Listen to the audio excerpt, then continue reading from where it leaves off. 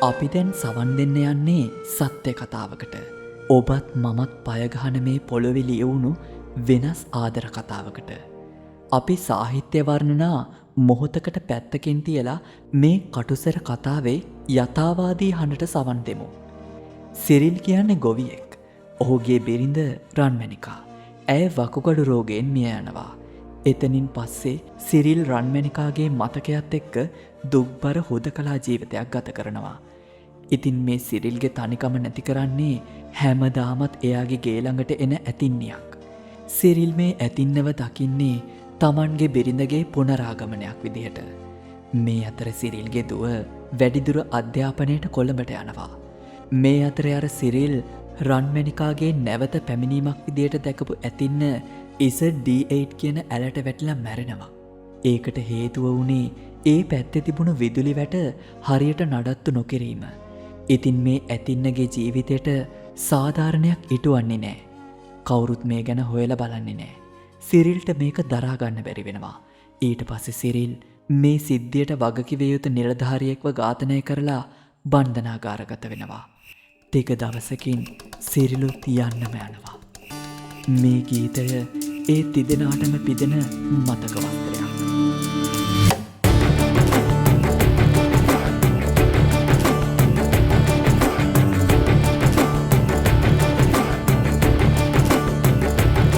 කොහොඹ කනුවේලෙයෝ ඉන්නවා උන්රේ මගේ තනිකම මකනවා නුඹ තාමත් දුරකඩ ඉන්නව දැනෙනවා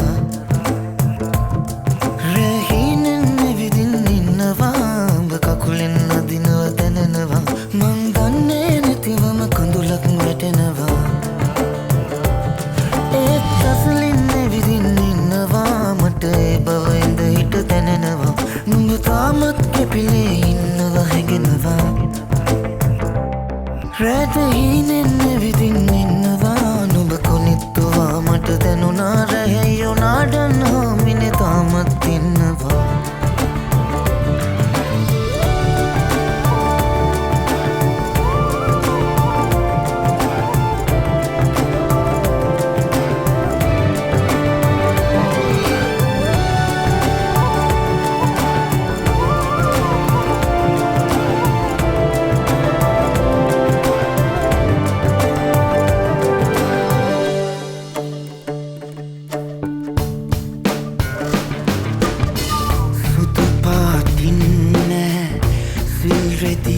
කහපාටට ඇරිලා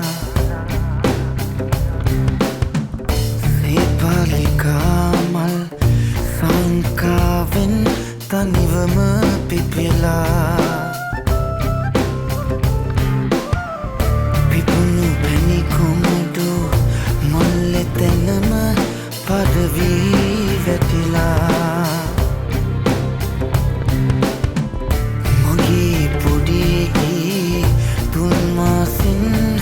පසුගම යනවා ගේ මැද පාලුයි මතකය පැරී යන එන හැමතැන නුඹ මැවිලා පෙනේ ඉරිඟු හේන මහා ඔතිපල වෙනවා මගේ ඇතින්නේ නුඹ මහා ඇල අරගෙන යනවා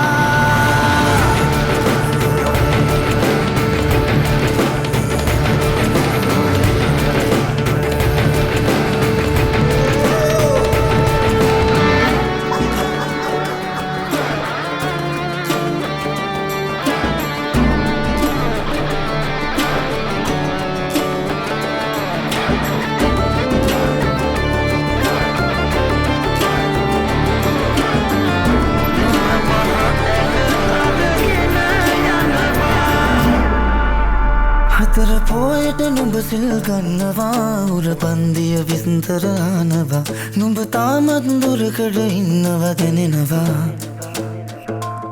වෙඳපු දෙවිවරුනේ අත වඩිනවා නුඹ මග හැරලා උන් ඉන්නවා මම දන්නේ නැතිවම කඳුලක් වැටෙනවා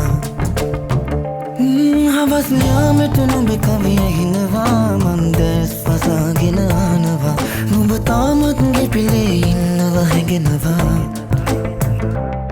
වැරදිකාරය මුනිවත රකිනවා දඬුවම් නැති බව උන් දන්නවා නුඹ උදුරා ගිය ඇල තවමත් ගලනවා රැට හීනෙන් ඇවිදින් ඉන්නවා නුඹ කොලෙත්තුවා මට දැනුනා රැහැයෝ නාඩන් හාමිනේ තාමත් ඉන්නවා